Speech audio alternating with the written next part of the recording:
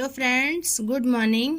Welcome to our channel RS all about learning. आज है 7 जून और आज के दिन के हम सारे करंट अफेयर्स को इसमें समझाने की कोशिश करेंगे और देखेंगे कि क्या क्या नया और क्या क्या महत्वपूर्ण हुआ। साथ ही साथ मैं ये भी बताना चाहूँगी कि पिछले 2 दिनों से मैंने करंट अफेयर की वीडियो नहीं बनाई है, तो कोशिश करूँगी कि इस वीडियो में मैं पिछले 2 दिनों के इम्पॉर्टेंट करंट अफेयर को ऐड कर सकूँ। चलिए तो शुरू करते हैं। पहला सवाल है, वर्तमान में RBI ने बैंक रेट कितना रखने का फैसला किया है?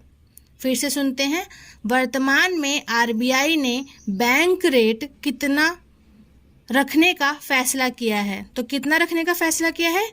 4.25%। ठीक है, चलिए तो आगे बढ़ते हैं। दूसरा सवाल है, फिक्शन के लिए अंतर्राष्ट्रीय बुकर पुरस्कार किसने जीता? फिर से सुनते हैं, फिक्शन के लिए अंतर्राष्ट्रीय बुकर पुरस्कार किसने जीता? तो किसने जीता है? डेविड डियोप ने। ठीक है, डेविड डियोप ने फिक्शन के लिए अंतर्राष्ट्रीय बुकर पुरस्कार जीता है। अब देखिए, इन्होंने जो बुक लिखी है उस बुक का नाम क्या है? At night all blood is black. ठीक है, क्या लिखा है इन्होंने? At night all blood is black. ठीक है, ये इनकी बुक का नाम है जिसके ऊपर इनको ये बुकर पुरस्कार मिला है। और जो इनको पुरस्कार मिला है, तो पुरस्कार राशि कितनी है? पुरस्कार राशि है 50,000 पाउंड। ठीक है, और आपको ये भी जानना जरूरी है कि जो डेविड डियोप हैं, ये एक कौन है? फ्रांसीसी लेखक हैं। कौन है ये? फ्रांसीसी लेखक। फ्रांसीसी लेखक। ठीक है, तो चलिए आगे बढ़ते हैं। अगला सवाल है, हाल ही में ग्रामीण आबादी में कोविड-19 का पता लगाने के लिए कौन सा प्लेटफॉर्म लॉन्च किया गया? हाल ही में ग्रामीण आबादी में कोविड-19 का पता लगाने के लिए कौन सा प्लेटफॉर्म लॉन्च किया गया? तो ऑप्शन क्या है? एक्सरे कोविड, एक्सरे सेतु, एक्सरे ग्रामीण और एक्सरे सुविधा। तो कौन सा अभी निकला है? एक्सरे सेतु। ठीक है, तो अभी इससे पहले जो फेमस रहा है वो कौन सा रहा है? आरोग्य सेतु रहा है। ठीक है, और अभी हाल ही में जो निकाला गया वो एक्सरे सेतु रहा है। अब अच्छा, इसमें क्या खास बात है?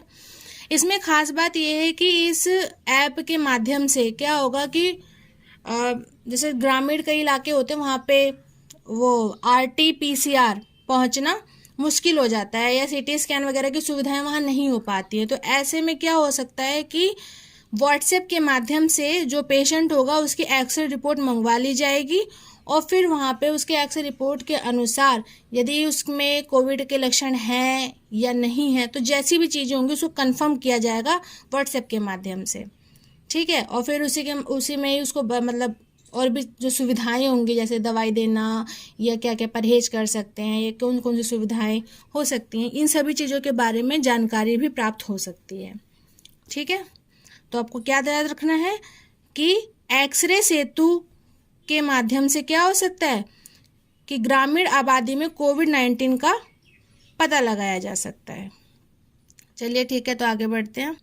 अब अगला सवाल है, हाल ही में किस केंद्र शासित प्रदेश के राज्यपाल ने यौन टैब योजना 2021 लॉन्च की? हाल ही में किस केंद्र शासित प्रदेश के राज्यपाल ने यौन टैब योजना 2021 लॉन्च की? तो किसने लॉन्च किया है? लद्दाख ने। ठीक है, यानी कि लद्दाख के केंद्र शासित प्रदेश के उपराज्यपाल ने यौन टैब योजना 2021 लॉन्च की। अच्छा, अब इसमें क्या है?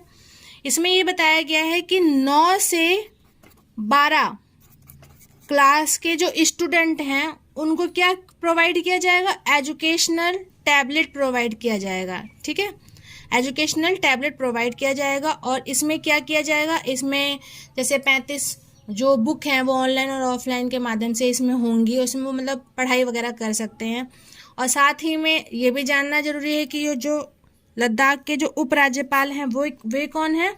तो लद्दाख के उपराज्यपाल का नाम है RK माथुर। ठीक है, और ये भी जान लेना जरूरी है कि जो लद्दाख है तो लद्दाख की राजधानी कौन है? लद्दाख की राजधानी है लेह। ठीक है, और इसका गठन कब हुआ? तो इसका गठन हुआ 31 अक्टूबर 2019 को, यानी अभी कुछ साल पहले ही क्या हुआ है कि लद्दाख को एक केंद्र शासित प्रदेश बना दिया गया है और उसकी राजधानी कौन है? लेह। ठीक है, चलिए तो आगे बढ़ते हैं। 5वां सवाल है, हाल ही में त्रिपुरा का नया मुख्य सचिव किसे नियुक्त किया गया है? हाल ही में त्रिपुरा का नया मुख्य सचिव किसे नियुक्त किया गया? तो किसे नियुक्त किया गया है? आलोक कुमार को। और ये किसकी जगह आए हैं? मनोज कुमार की जगह। ठीक है, पहले कौन थे मुख्य सचिव? मनोज कुमार, अब उनकी जगह कौन आएंगे?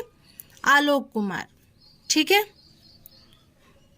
अब बात करते हैं किसकी? त्रिपुरा की। अब देखो, जब त्रिपुरा आता है तो आप इसको ऐसे याद कर सकते हैं कि त्रिपुरा यानी 3 तरफ से बांग्लादेश से घिरा। ठीक है, तो आपको ऐसे याद हो जाएगा कि भाई जो त्रिपुरा है तो वो मतलब एक ऐसा राज्य है जो कि 3 तरफ से बांग्लादेश से घिरा हुआ है। और त्रिपुरा की राजधानी क्या है? अगरतला। ठीक है, और इसका गठन कब हुआ था? इस त्रिपुरा का गठन कब हुआ? 21 जनवरी 1972 में, 21 जनवरी 1972 में। ठीक है, अब छठा क्वेश्चन है कि टाइम्स 50 मोस्ट डिजराइबल मैन की लिस्ट में शीर्ष पर कौन रहा? ठीक है, तो टाइम्स 50 मोस्ट डिजराइबल मैन की लिस्ट में शीर्ष पर कौन रहा है? तो सुशांत सिंह राजपूत रहे हैं। ठीक है, कौन रहे हैं? सुशांत सिंह राजपूत रहे हैं। इसमें और 50 लोग और भी हैं, जैसे जिनमें विराट कोहली का भी नाम आ रहा है और रणवीर सिंह का भी नाम आ रहा है। ऐसे बहुत सारे लोग हैं, ऐसे बहुत सारे 50 लोग हैं, लेकिन जिसमें सबसे टॉप पे जिसका नाम आ रहा है तो कौन आ रहा है? वो सुशांत सिंह राजपूत। अब अगला क्वेश्चन है कि दुनिया का पहला carbon dioxide neutral cement plant किसने बनाया?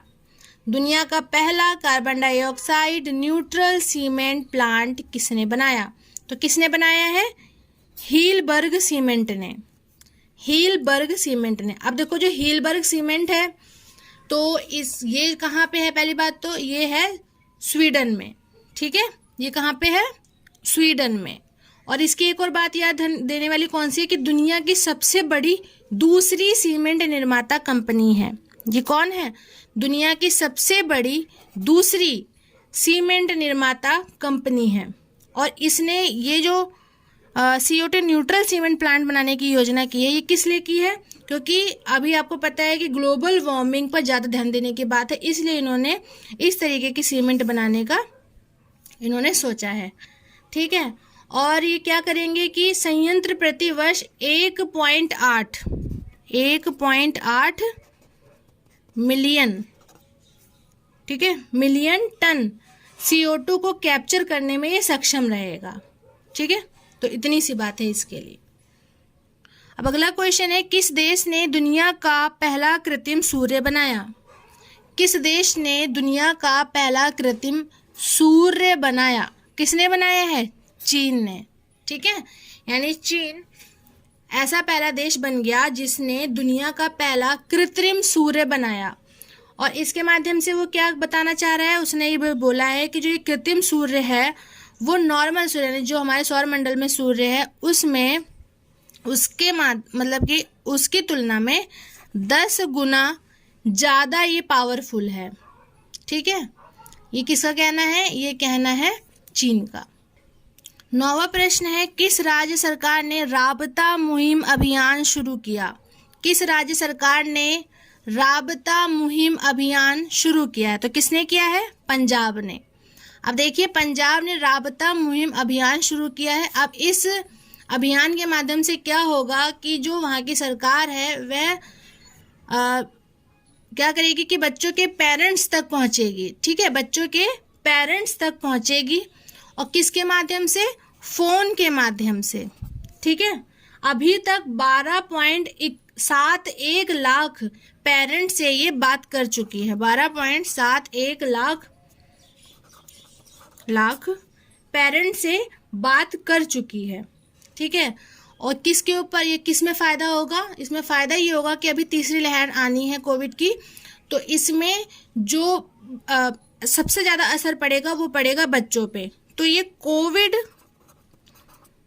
ठीक है, कोविड-19 की जो तीसरी लहर आएगी, आने वाली है, उसमें ये कारगर सिद्ध होएगी। उसमें ये सुविधा, मतलब फ़ोन के माध्यम से जो पेरेंट्स तक पहुंच चुके हैं, तो इसके माध्यम से क्या होगा कि वो सावधानियां बता सकती है कोविड में, और जो भी सावधानियां बरतनी है, जो भी उनके लिए उपचार करने हैं, या कोविड-19 से संबंधित जो भी चीज़ें करनी है, वो इसमें कारगर साबित हो सकता है।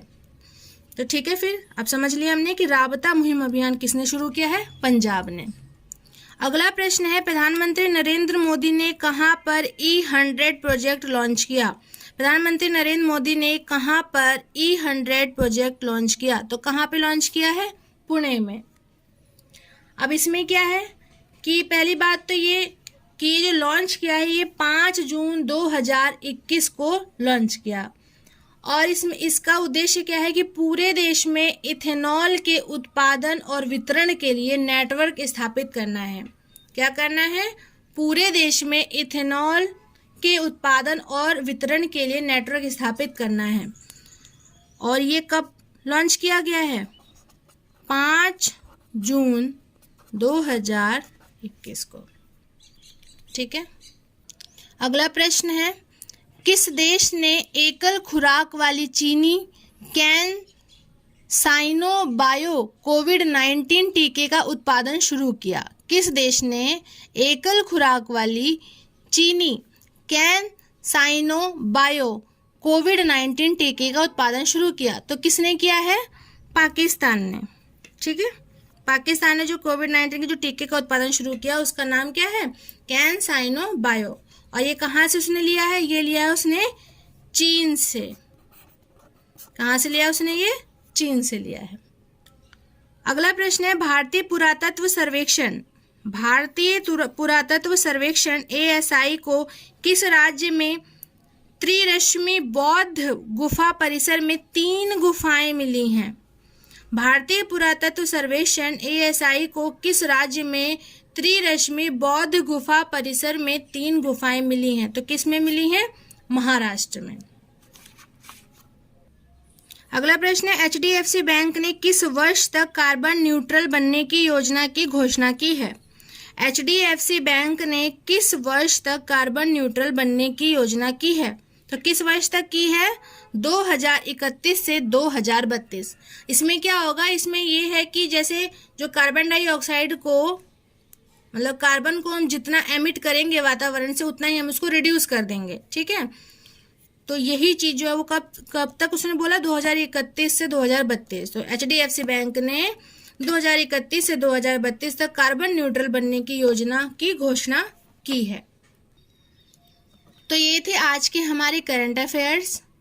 अगर आपको मेरी कोशिश सच में अच्छी लग रही हो तो आप मुझे सब्सक्राइब कर सकते हैं, लाइक कर सकते हैं और कमेंट कर सकते हैं। इससे क्या होगा कि मेरा मोटिवेशन बढ़ेगा और मैं और वीडियो बनाने के लिए प्रेरित रहूँगी। तब तक के लिए thank you so much. I hope your day